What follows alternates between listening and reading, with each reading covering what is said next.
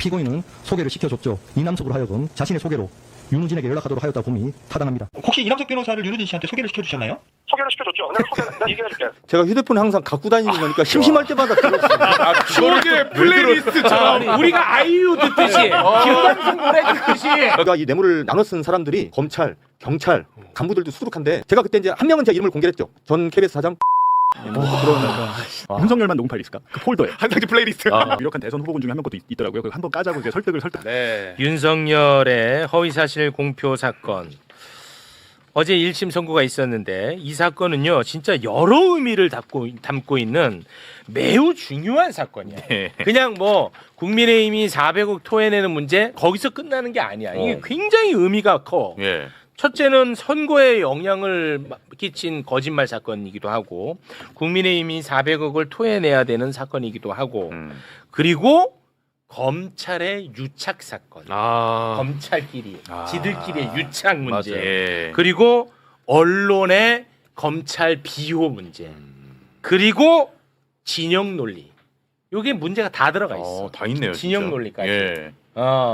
그리고 그 와중에 진짜 기자는 어떤 기자인지.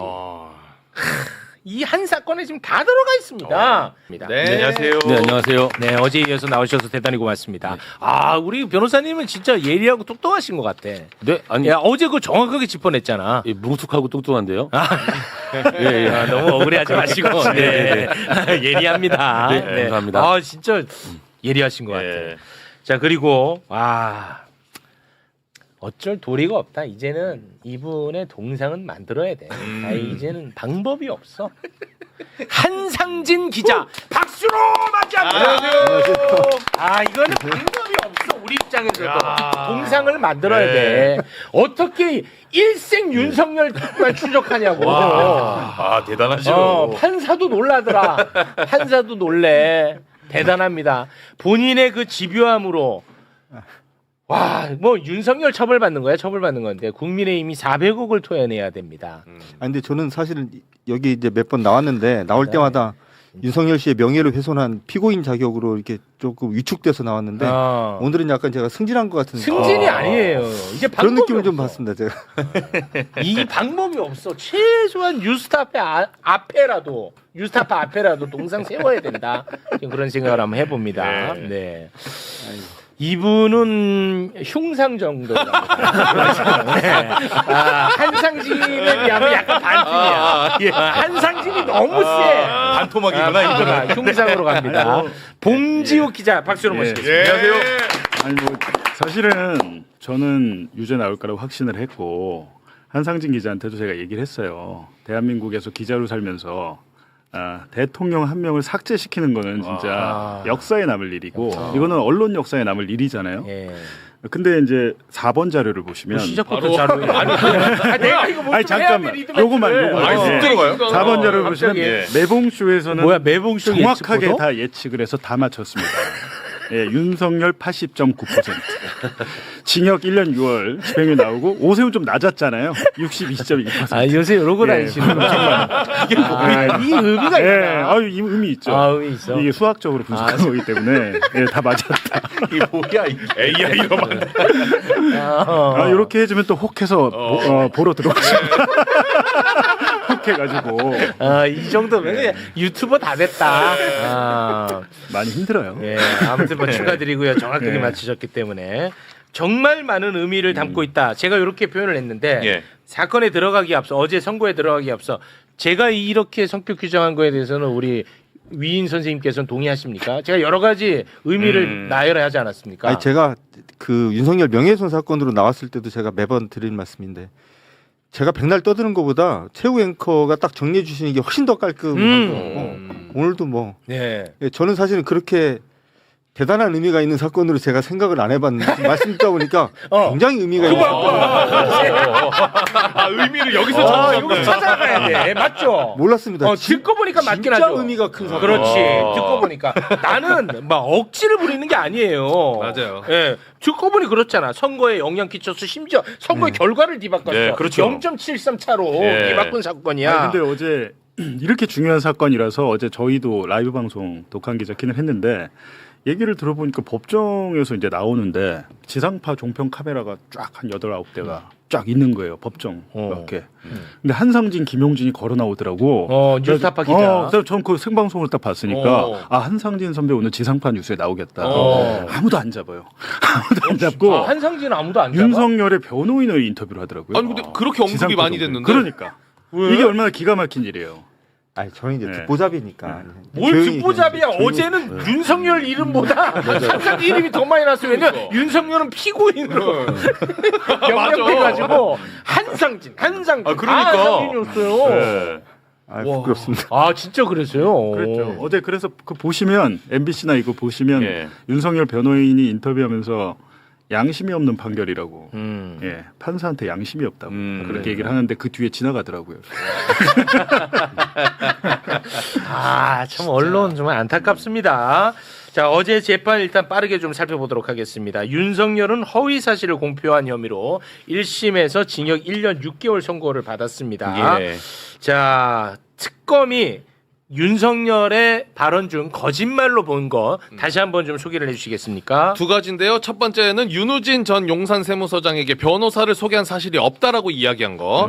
또 하나는 건진법사 전성벤 씨를 당 관계자로부터 소개받았고 김건희랑 같이 만난 사실이 없다라고 얘기했던 점. 그렇습니다. 2022년 대선을 앞두고 윤석열이는 윤우진에게 변호사를 소개한 사실이 없다고 말을 했어요. 왜냐? 소개한 사실이 있으면 이거 변호사법 위반이거든. 네. 그러면은 선거에 매우 큰 악영향을 끼칩니다. 그래서 거짓말을 한 겁니다. 네. 거짓말했던 그 영상 함께 보겠습니다. 당시에 제가 그 주간동아 기자하고 통화한 그 내용을 보면은 제가 답한 것만 돼 있지 그 기자가 저한테 질문한 부분은 빠져 있습니다. 그거를 아마 그 질문을 그 당시에 다 공개가 됐더라면은 제가 왜 그렇게 답을 했는지가 아마 잘 설명이 될 거라고 저는 생각을 하고요. 제가 무슨 공식적으로 무슨 변호사를 선임하거나 저보다 변호사 더 많이 합니다. 그리고 동생도 현직 검사고 제가 굳이 변호사를 뭐 이렇게 소개할 위치도 아니고 변호사는 다른 사람이 연수원 19기에 다른 사람이 선임이 됐고요. 네. 자, 판사는 이 말이 거짓말이라고 판단을 했습니다. 예. 이것을 거짓말로 판단한 근거가 바로 한상진 기자의 통화였다는 얘기를 합니다. 자, 그 판사의 그 장면 영상으로 보겠습니다. 2012년 한상진 기자와의 통화는 사건 발생과 가장 근접한 시점의 발언인데 피고인은 소개를 시켜줬죠. 내가 이남석이한테 문자를 넣어주라고 그랬다라고 하면서 자신은 이남석에게 지시하여 윤우진에게 연락하도록 한 경위를 상세하고 구체적으로 설명하였습니다. 피고인은 윤우진의 뇌물수수 혐의 사건에 관하여 알고 있는 상황에서 이남석으로 하여금 자신의 소개로 윤우진에게 연락하도록 하였다고 봄이 타당합니다. 네. 자, 판사가 이야기한 그 녹취를 지금 한번 들어보겠습니다. 한상진 기자는 윤석열이가 검찰총장 되고 나서 추적했던 게 아니고 2012년 서울중앙지검 검사일 때부터 일생을 쫓아다녔어요. 일생을. 집에도 안 들어가고 그냥 윤석열만 쫓아다녔던 거야.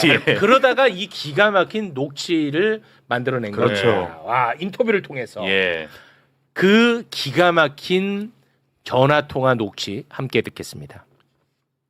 혹시 이남석 변호사를 윤우진 씨한테 소개를 시켜주셨나요? 소개를 시켜줬죠. 내가 얘기해줄게. 네네. 어떻게 됐냐면은 내가 그 우리 중수부 연관하다 막 나간 이남석이 보고 네네.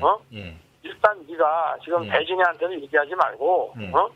배진이 한참 일하니까 이게 또 형 문제 가지고 형 문제 가지고 괜히 머리 쓰면 안 되니까 네네. 네가 그러면은 윤우진 서장 한번 만나봐라.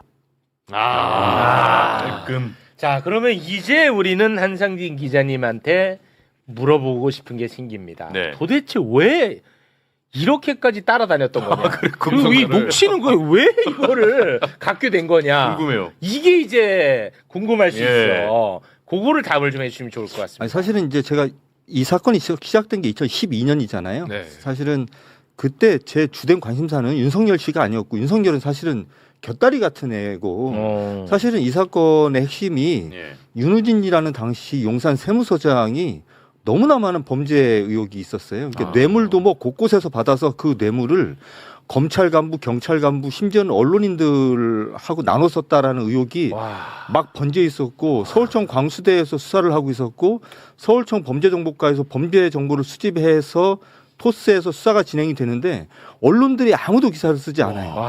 그리고 검찰이 계속 저거를 수사를 방해한다는 얘기가 계속 들리고 심지어는 경찰을 상대로 취재를 하면 경찰에서는 취재에 협조를 해주면서도 항상 하는 얘기가 뭐냐면 그래봐야 너 기사 못 쓰는 거 내가 알아. 왜냐하면 이 사건을 가지고 대한민국 어떤 기자가 기사를 쓰겠어. 검찰하고 이제 검찰을 상대로 들이박는 사건인데 예. 거기다가 그 당시에 이 사건 수사팀 그리고 검찰 이 관계자들 그러니까 윤석열 등을 포함한 검찰 관계자들은 대한민국 검찰 특수부를 대표하는 인간들이에요. 다 윤대진, 윤석열 이런 사람들이 이제 관련돼 있는 거고 그리고 이쪽에 이제 그 서울청 이제 광수대 그리고 이제 그 당시 이제 경찰청의 이제 범죄정보과 거기에 대장이 누구였냐면 황운하 당시 이제 현 의원이었어요. 이쪽에서는 사실은 이게 검경 간의 이제 대립에 완전 최전선에 붙은 사건이어서 대한민국 기자들이 기사를 다 어떻게 쓰냐면 경찰이 무리하게 수사한다라는 식으로 다 기사를 쓰고 있었는데 제가 조금 취재를 해보니까 이게 너무 웃긴 게 이 용산 세무서장이 너무나 많은 범죄 혐의에 노출이 되어 있는데 대박이다. 이상한 거예요. 그래서 이걸 취재하게 하겠다. 그렇게 취재를 계속 하다가 보니까 이 윤우진 씨에게 현직 부장검사가 변호사를 소개해줬다라는 얘기를 제가 이제 듣게 됐고 심지어는 그 과정에서 이제 등장하는 문자 메시지의 실물은 아니지만 이제 제가 이제 취재를 통해서 이제 알게 돼서 이걸 가지고 사실은 저거 말고 이제 윤우진 씨의 범죄에 대해서 기사를 여러 개 썼고요. 그걸 아무리 써도 아무런 반향이 안 일어나고 제가 기사를 쓰면 항상 검찰 간부들한테 전화가 와서 왜 이래? 우리하고 이러면 안 되잖아. 뭐 이런 식이었어요. 와, 미친다. 야, 그래서 제가 이제 계속 그런 식이었다가 12월 경에 이제 2012년 12월 도저히 안 되겠다 싶어서 이제 이 변호사 소개했다라는 이제 변호사 이제 부장검사 윤석열 있죠. 저 사람 관련된 기사를 한 2-3개 정도 이제 쓴 겁니다. 근데 사실은 저는 그 당시에 저 변호사 소개 의혹은 말씀드렸듯이 그렇게 큰 사건이 아니라 윤우진 관련된 범죄 혐의인데 어쨌든 이 사건이 이게 여기까지 이렇게 온 거. 대박이다. 와, 방금 말씀하신 게 진짜 너무 중요한 얘기가 다 들어가 있어. 내가 얘기했지 이 사건은 간단한 문제가 아니라고. 검찰, 언론, 검찰, 언론 다 들어가 있잖아. 아니 그리고 제가 이제 2012년에 이 사건을 본격적으로 취재를 시작한 게 한 7-8월 전인데 제가 취재를 시작한 지 얼마 안 돼가지고 윤우진 씨가 해외로 도피를 하거든요. 근데 보통 경찰이 수사하고 있는 사건이었고 당시는 경찰이 수사에 착수를 하면 검찰에 다 보고가 돼요. 그래서 검찰이 수사 지휘권을 행사를 하고 있을 때인데 그러면 사실은 경찰이 뇌물수수 혐의로 어떤 공무원을 수사를 하고 있는 도중에 그 공무원이 느닷없이 해외로 출국을 하면 검찰이 오히려 눈이 뒤집혀서 저 사건을 뒤져야 되는데 이 사람이 해외로 출국을 했는데 검찰이 아무것도 안 하고 있었어요. 그게 너무 이상했어요, 저는. 그래서 제가 그때 경찰 관계자들한테 아니 그럼 검경하고 합동으로라도 이거 붙잡아야 되지 않냐 했더니 검찰이 움직이지 않는다는 거예요. 뭐 계속 그런 식이어서 이거 도저히 안 되겠다 싶었는데 이제 그 다음에 2013년에 이제 저는 굉장히 충격을 받았는데 2013년 4월달에 이 사람이 이제 자진해서 들어온 것도 아니고 해외 불법 체류자 신분으로 돌아다니다가 인터폴에 체포가 돼서 들어왔어요. 심지어는 인천공항에 들어올 때 포승줄에 묶여서 이 사람이 들어오거든요. 그래요? 근데 그 다음 날인가 다다음 날인가 제가 경찰에 전화를 해서 윤은진 씨 관련돼서 지금 어떻게 수사가 되고 있냐 물어보니까 풀려났다는 거예요, 아침에. 그게 왜 풀려났냐 그랬더니 검찰에 구속영장을 청구를 해달라고 신청을 했는데 반려가 됐대요. 이유가 뭐냐면 해외에 나갔다라는 이유만으로 도저히 우려가 있다고 보기 힘들다 이랬다는 거예요. 검찰이? 그래서 제가 이게 도대체 무슨 말이지? 하여튼 뭐 그랬던 제가 기억이 나고 그때 제가 그거를 기사를 못 썼던 게 그때 이거를 계속 기사를 쓰려고 하니까 못 쓰게 하는 분위기였어요. 이게 어쨌든 이 사건 관련돼서는 기사를 쓰는 게 참 쉽지 않았어요. 아니 그럼 우리 기자님은 당시에는 어느 언론사 기자였어요? 동아일보였어요? 네.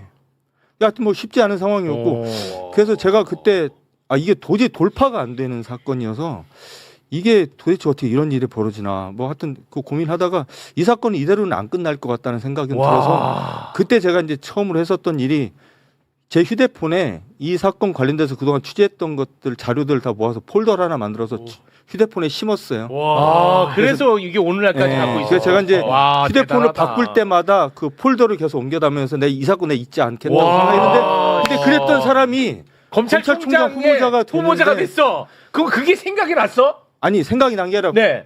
그 종종 계속 듣고 있었던 거라 저는. 윤석열 씨의 그래요? 그 지금 아까도 들었던 26분 녹음 파일은 제가 휴대폰에 항상 갖고 다니는 거니까 심심할 때마다 들었어요. 추억의 플레이리스트처럼. 우리가 아이유 듣듯이 김광석 노래 듣듯이 그걸 들어? 노래. 김광석 노래처럼 계속 들은 거야. 야 대단하시다 진짜. 아니, 그러니까 제가 어쨌든 뭐 기자 생활하면서 도저히 이게 상상할 수 없는 사건이잖아요. 네. 뭐 경찰이 그 뇌물수수 혐의, 그 뇌물수수 혐의도 심지어는 와, 2012년에 영화다, 뇌물을 영화. 줬다는 업자가 경찰에 들어와서 다 실토합니다. 내가 줬다고. 뭐 골프장에 돈을 파킹해 놓는 방식으로 뭐 저기 돈을 줬다. 다 실토합니다. 그러면 수사가 돼야 되잖아요. 네. 아무것도 수사가 안 돼요. 이게 하여튼 희한한 사건이고 그래서 이거는 언젠가는 어쨌든 이 사건은 암장되지는 않을 거다. 이런 정도 사건이 암장될 수는 없다. 그리고 너무나 많은 사람들이 관련이 돼 있어서 그래서 어쨌든 제가 이제 기대는 했었고 사실은 그리고 제가 이 얘기는 사실 뭐 김용진 저희 이제 대표하고만 이런 얘기를 했었는데 사실 저는 윤석열 씨가 검찰총장 후보자 때도 제가 이 기사를 쓸 거라고 상상을 못 했어요. 그러니까 윤석열 씨가 검찰총장이 된 이후에 이제 인사청문회가 열리게 됐잖아요. 네. 인사청문회가 월요일 날 열렸는데 금요일 날 서면 답변이 국회에 도착을 합니다. 근데 거기에 보면 그때는 최대 관심사가 이제 윤우진 변호사 소개 의혹이 이제 최대 관심사니까 모든 청문위원들이 다 똑같은 질문했어요.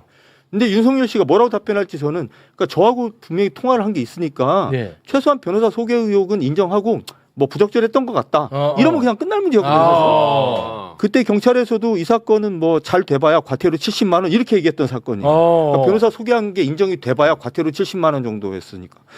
그랬는데 이 사람이 서면 답변에 그런 사실 없습니다. 이렇게 딱 보내왔어요. 제가 이거를 국회의원실에서 받았는데 이상하다. 이렇게 답변하면 안 될 것 같은데. 근데 이제 저는 어떤 생각을 했냐면 에이 문서론 이렇게 해도 청문회장에 나가서는 뭐 그때 이런 일이 있었는데 뭐 그때 좀 부적절했던 것 같다. 이렇게 이제 지나갈 줄 알았어요. 저는. 근데 그때 이제 주광덕 의원이 첫 질의자로 딱 나서요.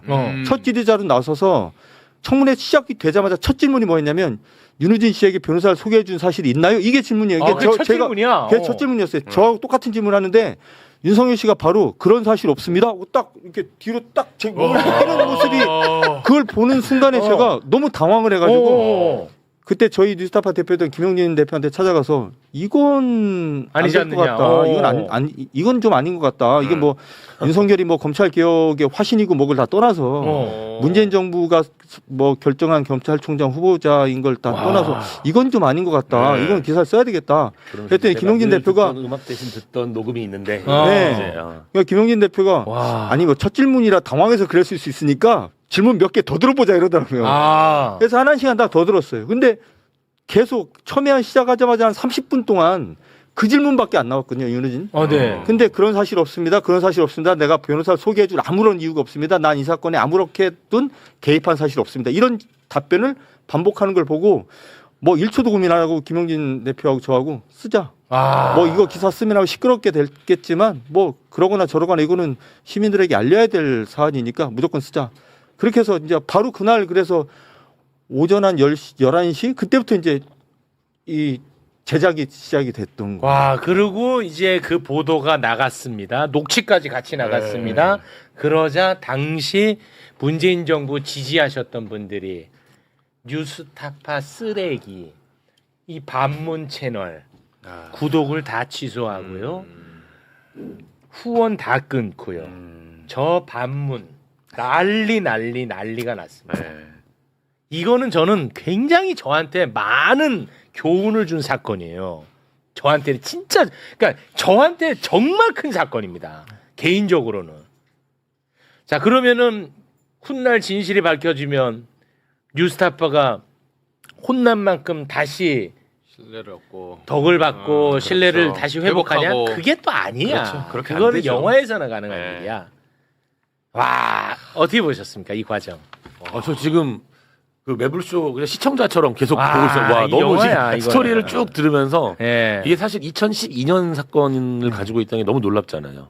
그리고 이제 허위 사실과 관련된 가장 결정적인 증거를 정말 그 기자님의 어떤 그 정말 기자 정신으로 판단 너무 놀랍습니다. 진짜. 부끄럽습니다. 그러면 그 청문회 때는 사실 변호사법 위반 자체는 인정했어도 공소시효는 지나 있는 상태라 그냥 그 당시 분위기로는 그냥 뭉개고 갈 수 있었어. 그러니까 인정하더라도. 그 분위기였어. 근데 그조차도 인정을 하지 않으니까 이거는 뭐 맨날 듣던 건데 참으면 안 되잖아. 그렇죠. 그래서 그걸 얘기했던 거야.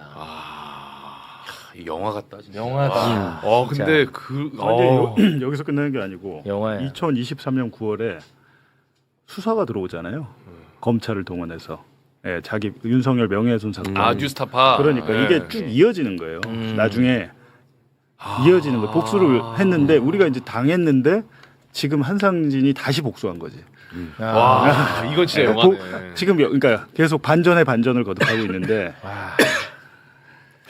야, 그래도 이게 참. 그 변호사법 위반해봐야 그 70만 원 벌금 무는 건데 이게 이제 이자가 붙어갖고 400억이 됐어요. 야, 진짜 그건 비싸다. 이자가 붙어가지고 400억이 됐어. 이게 무슨 뭐 엔비디아야 뭐야. 400억이 돼버렸어. 70만 원짜리가 400억. 참. 와, 참 정말 대단하다.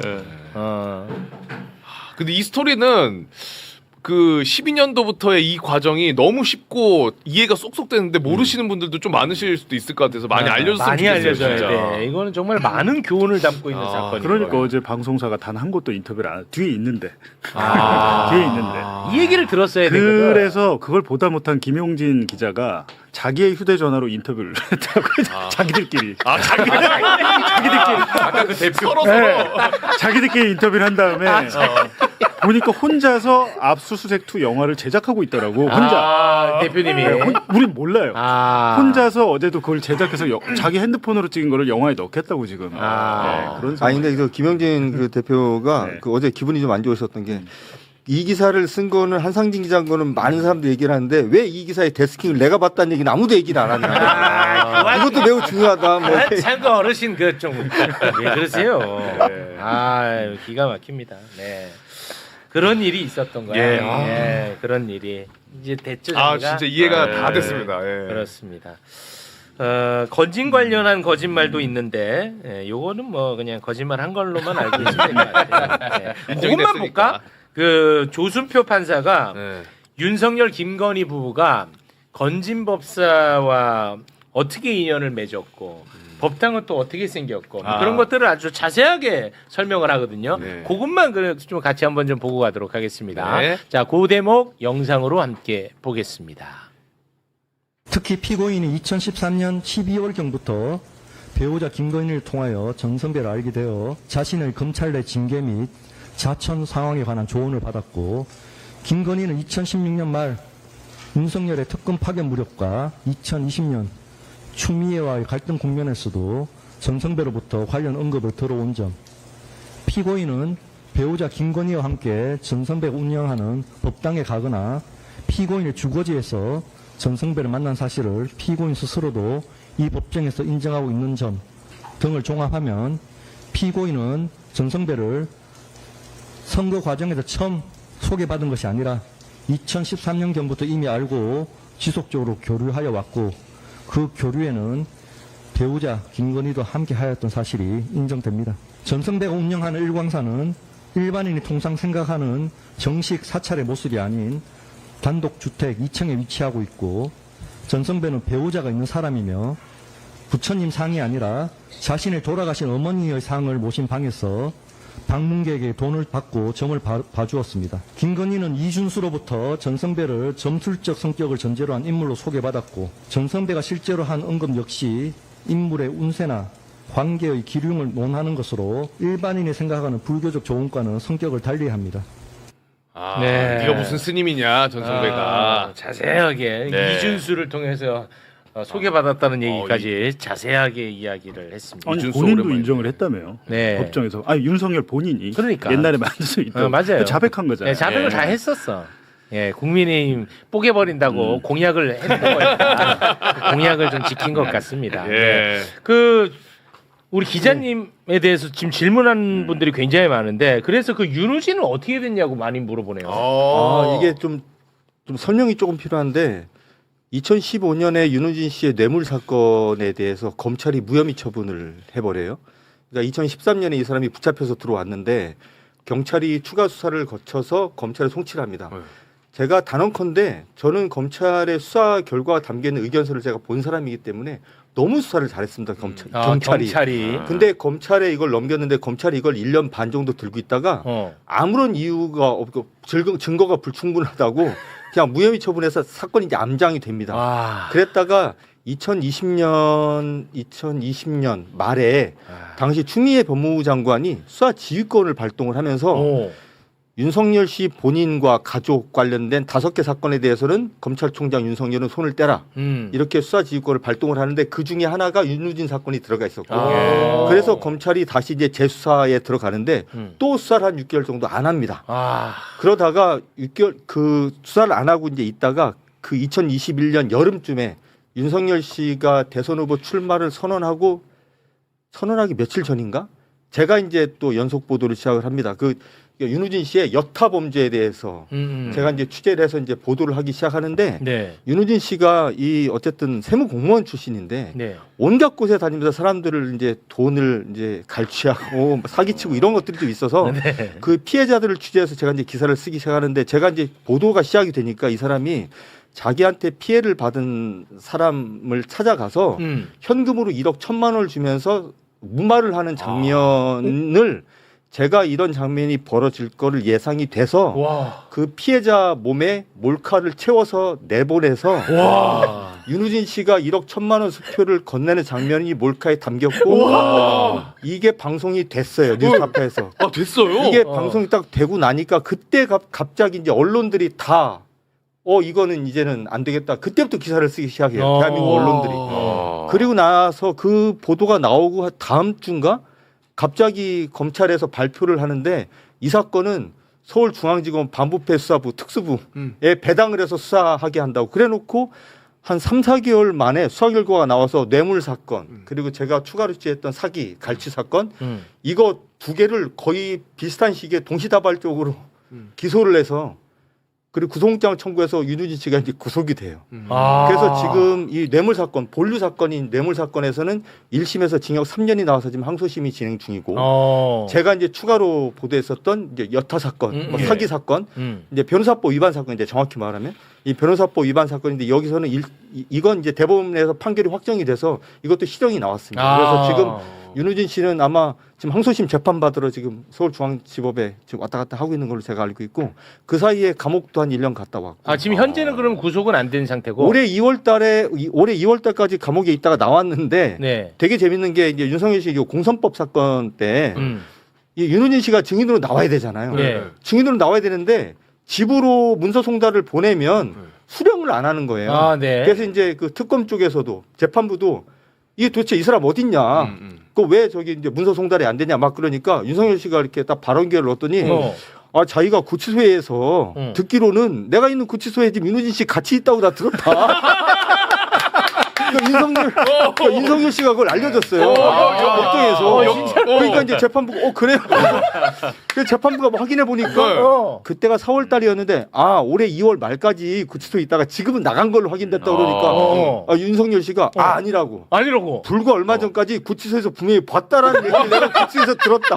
진짜? 뭐야? 그래서 그것 때문에 설왕설래를 했는데 나중에 확인해 보니까 2월 말에 출소한 게 맞고 그래서 지금은 집에 있는데 뭐 집에 없는지 이제 뭐 우편물을 송달을 못 받은 걸로 하여튼 그런 일이 있어서 윤석열 씨가 저 윤우진 씨를 찾는데 굉장히 많은 기여를 좀 도움도 주시고. 그러니까 재미있는 스토리 안에 검찰은 진짜 만약에 한상진 기자의 보도가 없었으면 윤우진은 그냥 아무 죄 없는 사람으로 살아가는 거잖아. 그렇죠. 얼마나 받아먹고 떵떵거리면서. 아니 근데 추미애 장관이 이제 수사를 했잖아요. 윤우진이 보니까 사건이 2개잖아요. 지금 하나는 유죄가 확정이 됐는데 검찰 단계에서 수사를 어떻게 했냐고 하면 5억을 받아 챙겼는데 기소할 때 4,500 했어요. 검찰이 4억 5천을 깎아줬어. 그러니까 형량이 다르잖아요. 다르죠.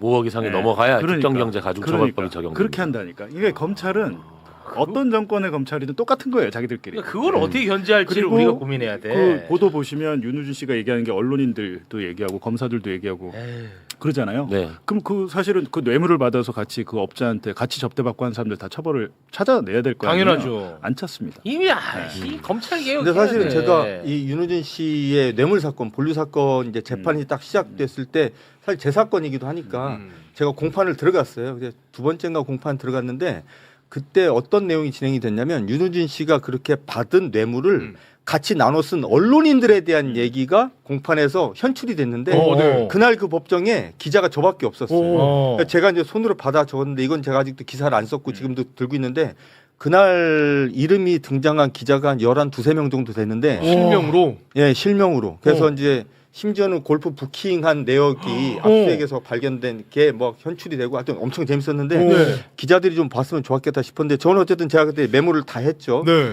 근데 전부 이제 우리가 이름만 대면 알만한 기자들이 굉장히 많고 유명한 기자들.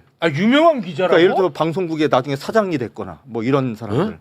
앵커, 뭐 앵커. 네, 뭐 사장 우리가 앵커. 이름만 대면 얼굴 보면 아는 앵커, 사장 된 사람 이런 사람들 한 11, 2명 중에 한 8, 9명은 제가 듣는 순간 바로 알겠다. 진짜로? 예. 내일 쓰셔야겠는데요. 네, 이거는 왜 안 썼어요? 네. 아니 이거는 사실은 그 재판의 한 대목에서 나온 얘기잖아요. 근데 네. 윤호진 씨가 이 뇌물을 나눠 쓴 사람들이 기자들뿐만 있는 게 아니고 검찰, 경찰 간부들도 수두룩한데 와. 제가 이제 이거를 나중에 뭐 기회가 되면 한번 모아서 쓸 요량이고 제가 그때 이제 한 명은 제가 이름을 공개를 했죠. 전 KBS 사장 고대영. 고대영? 예, 그분은 제가 이름을 제가 공개를 했었죠.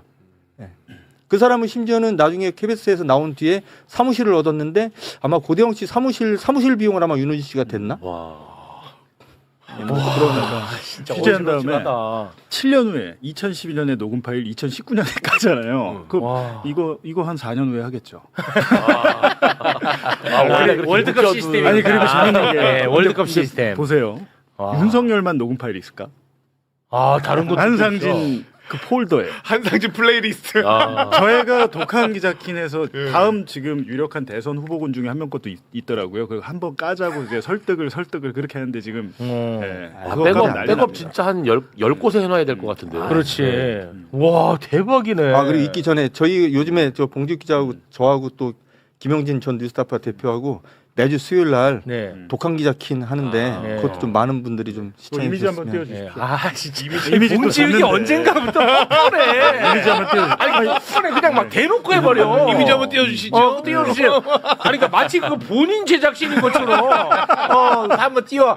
우리 제작진이 왔습니다 연락이. 안 된대. 어제 줬는데. 안 된대. 매주 수요일 저녁 안 된대. 7시에 독한 기자 키는데 동접이 뭐 500명, 600명 이래 폐지되게 생겼어요. 그래서 그렇습니다. 저희가 이제 언론 비평과 검찰 개혁 관련된 주제로만 딱 한정해서 하는 프로라서 많은 분들이 좀 관심 가져주시면 저희가 더 열심히 할 수 있을 것 같아요. 그 검찰 개혁 관련해 가지고 진짜 짧게 시간이 없어서 가지고 우리 그 변호사님한테 제가 좀 질문 좀 드리고자 하는데 검찰 개혁이 총 이제 3차례에 걸쳐서 진행이 이제 되고 좀 있으면 이제 마무리가 된다는 거잖아요. 근데 제가 이제 무지해서 그런지 모르겠는데 좀 막히는 대목이 있어가지고 좀 질문 좀 드릴까 합니다. 이 얘기가 별로 안 나오는 것 같아서 그 3차 형사소송법 개정을 앞두고 있는데 3차 형사소송법 개정을 앞두고 핵심 쟁점이 뭐였냐면 공소청에 수사 인력 그리고 예산을 조금이라도 남겨두면 이거를 계속해서 키워나갈 것이다. 이런 이제 우려가 있었던 거거든요.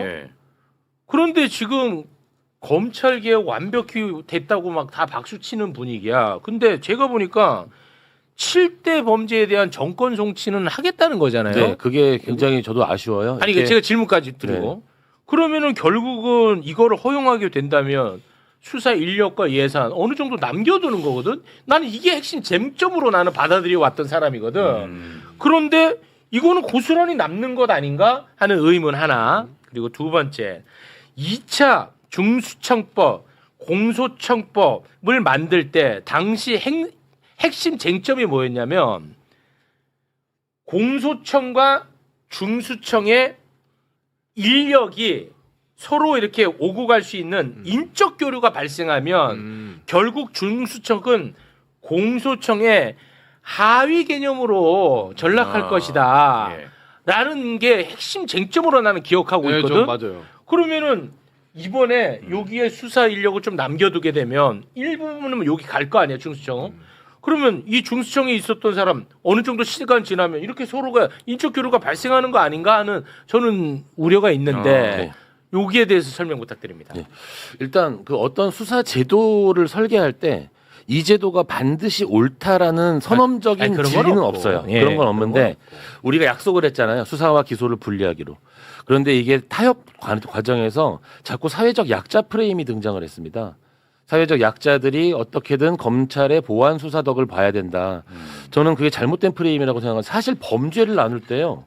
사회적 약자 범죄 그런 건 존재하지 않거든요. 그럼 사기죄는 사회적 약자 범죄니까 아닙니까? 그렇지 않잖아요. 범죄가.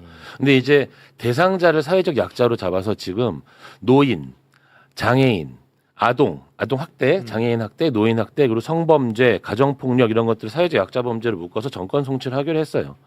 근데 이게 어떤 문제가 있냐면은요. 아동 학대를 할 때 아동 학대를 어떻게 합니까? 아동 학대를 때려서 하거나 뭐 감금해서 하거나 아동을 하여튼 아동과 관련된 범죄잖아요. 네. 아동과 관련된 범죄는 다 아동 학대예요. 네. 노인과 관련된 범죄는 다 노인 학대입니다. 예. 그리고 그러니까 장애인 관련된 건 장애인 학대거든요. 그러니까 이게 범죄들이 경합범이 되는 거예요. 상해와 아동의 경합범 이렇게 되는 거거든요. 그러니까 이게 대상자가 아동, 여성, 장애인, 노인이 되면 다 정권 송치를 하겠다. 정권 송치의 건수가 너무너무 많아지는 거예요. 예. 결국에는 근데 정권 송치를 한다는 게 수사 종결권을 가져가겠다는 거고 수사 과정을 다 들여다보겠다는 거잖아요. 핵심은 그 인력을 남겨두겠다라는 거죠. 그거를 확인할 수 있는 인력이 있어야 돼. 검찰 수사 인력이 있어야 되는 거거든요. 수사 요구를 하더라도 수사 요구를 할 때 이게 왜 수사가 잘못됐는지를 판단할 결국 그것도 수사 인력이잖아요. 예, 그것 때문에 지금 타협이 이루어졌는데 저는 아쉽지만 또 사회적 약자 프레임을 완전히 배제할 수는 없기 때문에 어쩔 수 없다고 생각을 하지만 개인적으로는 어떤 검찰이 인력을 남기고자 하는 그런 것들이 최종적으로는 좀 통했구나 이런 생각이 알겠습니다. 들더라고요. 네, 지금 뭐 댓글에 저에 대한 비판이 많은데 네. 아니 저는 네. 네가 뭘 한다고 법을 운운하냐는데 아니 모르니까 물어본 거예요. 제가 뭘 얘기하는 게 아니라 저거는 제가 들었는데 일본이 보면 일본이 검찰에 검찰 사무관이 있잖아요. 네네. 검찰 수사관이 아닙니다. 일본은. 그러니까 제가 볼 때는 공소청에 남는 수사관들은 직렬을 바꿔야 될 것 같아요. 네. 그래야 교류를 못합니다. 직렬을 이제 공무원도 종류가 많이 있잖아요. 뭐 소방직 있고 뭐 행정직 있고 경찰직 있고 하듯이 공소청에 남는 사무관들은 수사관의 이름을 떼고 공소청 사무관 사무직렬로 만들어 버리는 거죠. 네. 그렇게 하면 중대범죄수사청 수사관들이 오기가 힘들어져요. 맞아요. 공무원은. 예. 그런 알겠습니다. 방법으로 해야 될 것 같아요. 모르면 닥쳐라라는 의견이 많은데 아니. 아니 모르니까 물어봤잖아요. 아 이거 참 너무하지. 근데 이게 형사법적인 관점이 아니라 저는 이제 행정법을 한 행정조직법적 관점에서 보면 그 산업자원부가 있었고 환경부가 있잖아요. 근데 환경부가 기후에너지자원부로 바뀌잖아요. 네. 그러면은 산업자원부에 있는 인력이 자연스럽게 옮겨와야 되는 거고 그거는 강제로 옮겨오는 거예요. 네. 이거는 뭐 본인이 신청하고 하는 게 아니라 그 부서에 대해서 옮겨오는 거거든요. 그런데 지금 검찰청은 어떤 프레임을 가지고 있냐면 자기들이 경찰보다 상위 조직이었단 말이에요. 네. 그러니까 이 인력 조직과 관련돼 가지고도 자기들이 경찰로 수사를 잘하면 경찰로 가면 되잖아요. 그걸 못 받아들이는 거예요. 그렇겠지. 지금. 그걸 못 받아들이는 과정에서 중수청이 탄생을 한 거고요. 그러니까 중수청은 자기들이 보기엔 경찰과 다른 검찰 수사 인력이 남아있는 조직이어야 하는 거예요. 제가 생각하기에는 중수청 경찰 인력 조직이 왔다 갔다 해야 되는 거거든요. 이거는 당연히 행정조직과 관련된 개편은 법적으로 행정조직 법정주의라 그래서 법이 정해지면 옮겨야 되는 겁니다. 내가. 예. 그렇게 돼야 되는데 뭐가 좀 아쉬움이 있죠. 중수청이 생겨난 배경도 네, 중수청 배경이 현실적 타협이 있었다고 네, 보는 거군요. 네, 그렇습니다. 알겠습니다. 모르면 좀 들어라는데 아니 듣고 있잖아. 예. 자, 그럼 오늘은 여기서 좀 마무리를 짓도록 하겠습니다. 정말 그 위대한 기자님들과 함께해서 굉장히 가슴이 벅차오릅니다. 아니 뭐 동상 안 해줍니까? 어제 뭐 난리 뭐 한상진 여러 번 하시던데. 아니 그러니까 동상 뭐 추진이라든지. 요 국면만 지나면 또 이제 다시 아 말만 그렇게. 2심 선고 나오기 전에 다음 주면 끝나요. 대법까지 하면은 그때 그러니까. 이제 동상 이거는 제작 사실 들어갈게요. 허위사실 유포와 관련된 몇 가지 말씀드릴 게 있었는데 오늘은 한상진 기자님 말씀을 들은 것만으로 아, 너무 만족스러워요. 맞아요. 너무 너무 만족스럽고 좋았어요. 제가 보니까 와 너무 진짜 대단한 일을 하셨어요. 대단하죠. 네, 네. 진짜 대단해. 그러니까 만약에 이게 확정이 되면은 그때 이제 동상 제작에 들어가도록 하겠습니다. 너무 오래 네. 자, 그러면 네 분과는 여기서 인사.